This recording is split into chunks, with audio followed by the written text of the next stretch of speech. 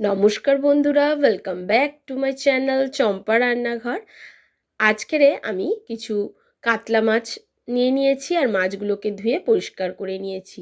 মাছগুলোকে প্রথমে লবণ, হলুদ, লঙ্কার গুঁড়ো আর এক কুচি লেবুর রস দিয়ে খুব ভালো করে মেখে 10 থেকে 15 মিনিট ম্যারিনেট করে রেখে দেব। খুব ভালো করে লেবুর রসটা আর লবণ, হলুদ আর লঙ্কার গুঁড়ো দিয়ে মাছগুলোকে মেখে রাখতে হবে। প্লিজ বন্ধুরা, প্রথম থেকে শেষ পর্যন্ত ভিডিওটি দেখবেন। ভিডিওটি না দেখলে বুঝতে পারবেন না আমি কিভাবে আজকের এই কাতলা মাছটা রান্না করেছি। তবে বন্ধুরা, আমি কিন্তু প্রতিদিনই কিছু না কিছু মশলা বেটেই রান্না করে থাকি। বিশেষ করে জিরে, ধনিয়া, গোটা ধনিয়া বেটে আমি রান্না করে থাকি। তবে আজ কিন্তু আমি কোনো রকম বাটাবাটির ঝামেলা ছাড়াই তৈরি করে দেখাবো আজকে সুপার সুপার টেস্টি ডিলিশিয়াস মাছের ঝালের রেসিপি। এখানে আমি কাতলা মাছ নিয়ে নিয়েছি, তবে আপনারা চাইলে এখানে রুই মাছ নিয়ে নিতে পারেন। মাছগুলোকে মেখে রেখেছি, 15 মিনিট পর আমি ফিরে আসবো। এগুলো অন্তত 10 মিনিট, হাতে যদি একদমই টাইম না থাকে অন্তত 10 মিনিট ম্যারিনেট করে রাখবেন। 15 মিনিট পর আমি ফিরে এলাম। এখন মাছগুলোকে ভেজে নেবো। তার জন্য একটা কড়া বসিয়ে দিয়েছি, কড়ার মধ্যে দিয়ে দিয়েছি সর্ষের তেল। তেলটাকে খুব ভালো করে গরম করতে হবে। গরম যদি ভালো করে তেল না হয় তবে কিন্তু মাছগুলো ভেঙে যেতে পারে। তেলটাকে গরম করে প্রথমে আমি 4 পিস মাছকে দিয়ে দিচ্ছি কড়ার মধ্যে। এপিঠ ওপিঠ উল্টে পাল্টে মাছগুলোকে বেশ একটু কড়া করে লালচে করে ভাজবো। মিডিয়াম ফ্লেমে দিয়ে আমি মাছগুলোকে ভেজে নিচ্ছি বন্ধুরা। হাই ফ্লেম দিলে উপরটাই লাল হয়ে যাবে, ভেতর দিয়ে কিন্তু ভালো ভাজা হবে না।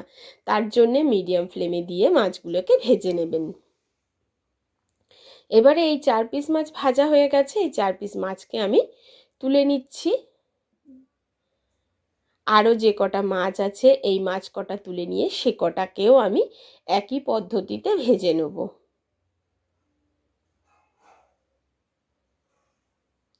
আর 3 পিস মাছ রয়েছে, সেই 3 পিস মাছকেও আমি তেলের মধ্যে দিয়ে ভেজে নিচ্ছি। আজকের রান্নায় কোনো রকম সবজির ব্যবহার করব না, তবে আপনারা চাইলে মাছে একটু আলুর ব্যবহার করতে পারেন। এই মাছ 3টে ভাজা হোক, ততক্ষণে একটা মশলা বানিয়ে নিচ্ছি পরিমাণ মতো জিরের গুঁড়ো, পরিমাণ মতো ধনিয়ার গুঁড়ো, লঙ্কার গুঁড়ো আর হলুদ গুঁড়ো। এখানে আমি ঝাল লঙ্কার গুঁড়োটা ব্যবহার করেছি, কাশ্মীরি লঙ্কার গুঁড়ো ব্যবহার করিনি।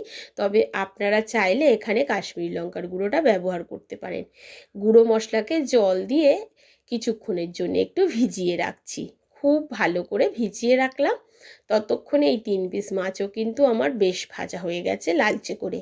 এই 3 পিস মাছকেও কিন্তু আমি তুলে নেব কড়া দিয়ে। উল্টে পাল্টে ভেজে নিয়েছি।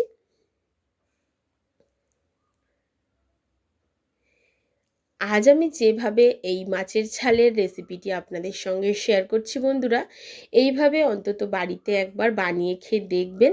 খেতে কিন্তু ভীষণ টেস্টি লাগে। এবারে যে তেল আছে তার মধ্যে প্রথমে দিয়ে দিচ্ছি কালো জিরে ফোড়ন। এখানে কালো জিরেটা অবশ্যই দিতে হবে। কালো জিরে ফোড়নটা থেকে বেশ সুন্দর গন্ধ বেরোলে দিয়ে দেব কিছুটা গ্রেট করে রাখা আদা আর রসুন। আদা রসুনটা যখন গ্রেট করেছিলাম ক্যামেরাটা অন করতে ভুলে গেছি, তবে এখানে আদা আর রসুন গ্রেট করে 1 চামচ আমি নিয়ে নিয়েছি। খুব বেশি নিইনি, কারণ মাছের পরিমাণটা কম, খুব বেশি আদা রসুন দেওয়ার দরকার নেই। তবে এটাকে গ্রেট করে ব্যবহার করতে হবে। আদা রসুনটাকে তেলের মধ্যে একটু নাড়াচাড়া করে দিয়ে দিচ্ছি বেশ কিছু চেরা কাঁচা লঙ্কা। এবারে এটাকে একটু ভাজতে দিয়ে দিচ্ছি একটা বড় সাইজের পেঁয়াজ কুচি। এইবারে তেলের মধ্যে পেঁয়াজটাকে একটু লালচে করে ভাজতে হবে। লালচে কালার হলে গ্রেভির কালারটাও সুন্দর আসবে। তার জন্য পেঁয়াজগুলোকে মিডিয়াম ফ্লেমে একটু লালচে করে ভেজে নিতে হবে রসুন আর আদার সঙ্গে। দেখুন বেশ নাড়াতে চাড়াতে বেশ লালচে করে কিন্তু ভাজা হয়ে গেছে। এখন দিয়ে দিচ্ছি এর মধ্যে বড় একটা টমেটো কুচি। টমেটোটাকেও একটু পেঁয়াজের সঙ্গে নাড়াচাড়া করে নেব। তবে টমেটোটা যতক্ষণ না গলে যাচ্ছে ততক্ষণ পর্যন্ত এটাকে কুক হতে দিতে হবে মিডিয়াম ফ্লেমে। হাই ফ্লেম করবেন না, তাহলে কিন্তু পেঁয়াজ টমেটো পুড়ে গেলে একদম খেতে বাজে হয়ে যাবে। এবারে এর মধ্যে একটু দিয়ে দিচ্ছি পরিমাণ মতো লবণ, আর দিয়ে দেব একটু চিনি। তবে আপনাদের যদি চিনি দিতে অপছন্দ হয় সেক্ষেত্রে চিনিটাকে স্কিপ করবেন। তবে এই সময় তেলের মধ্যে যদি একটু চিনিটা দিয়ে দেওয়া যায় তবে গ্রেভির কালারটা বেশ সুন্দর আসে। এবারে লবণ আর চিনি দিয়ে একটু নাড়াচাড়া করে দিচ্ছি পেঁয়াজ আর টমেটোটাকে। নাড়াচাড়া করতে করতে দেখবেন টমেটোটা বেশ গলে গেছে, পেঁয়াজও বেশ নরম হয়ে গিয়ে বেশ তেল ছাড়তে শুরু করেছে। ঠিক এই সময় দিয়ে দিতে হবে আগে থেকে জল দিয়ে ভিজিয়ে রাখা গুঁড়ো মশলাগুলো। এবারে এই গুঁড়ো মশলাটাকে খুব ভালো করে কষাতে হবে যতক্ষণ না এর থেকে তেল ছাড়ে। দেখুন, খুব ভালো করে কষাতে হবে বন্ধুরা। একদম একটা সিম্পল রেসিপি, কিন্তু খেতে অসাধারণ টেস্টি। খুব ভালো করে এটাকে নাড়াচাড়া করে যখন ঠিক এই রকম তেল ছাড়তে শুরু করবে তখন এর মধ্যে দিয়ে দিচ্ছি 2 চামচ টক দই। অবশ্যই এখানে টক দইটা ব্যবহার করবেন, তাতে গ্রেভিটাও বেশ ঘন হবে আর গ্রেভিটার টেস্টও দারুণ আসবে। আর টক দইটা দেওয়ার সময় গ্যাসের ফ্লেমটাকে একটু লোতে করে রাখবেন, তবে কিন্তু টক দইটা ফেটে যাবে না। এবারে খুব ভালো করে টক দইটাকে দিয়ে একটু কষিয়ে নিচ্ছি।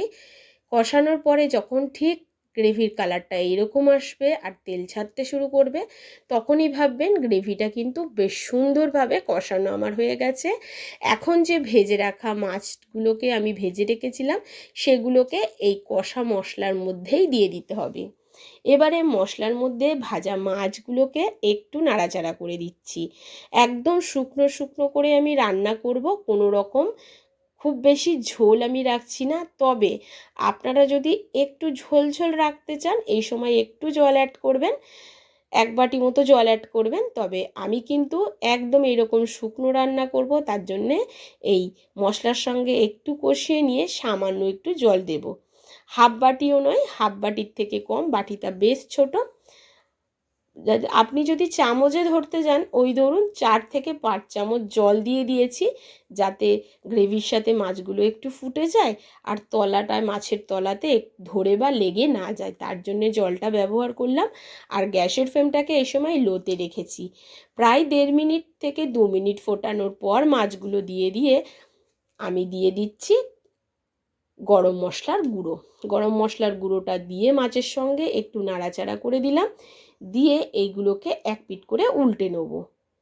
এক পিঠ করে উল্টে নিয়ে আবারও লো ফ্লেমে 1 সেকেন্ড মতো আমি এটাকে একটু ফুটিয়ে নিচ্ছি। মাছগুলো সব কটা উল্টে নেব, নেওয়ার পরে এগুলোকে 1 মিনিট মতো একটু আমি ফুটিয়ে নেব। দেখুন তলায় কিন্তু লেগে বা ধরে যায়নি। যখন দেখবেন মাছ রান্নাটা হয়ে গেছে, সাইড দিয়ে বেশ তেল ছাড়তে শুরু করবে, তখনই ভাববেন যে মাছের ঝালটা কিন্তু একেবারে রেডি হয়ে গেছে। দেখুন সাইড দিয়ে বেশ তেল ছাড়তে শুরু করেছে। উপর দিয়ে দিচ্ছি একটু ধনেপাতা কুচি।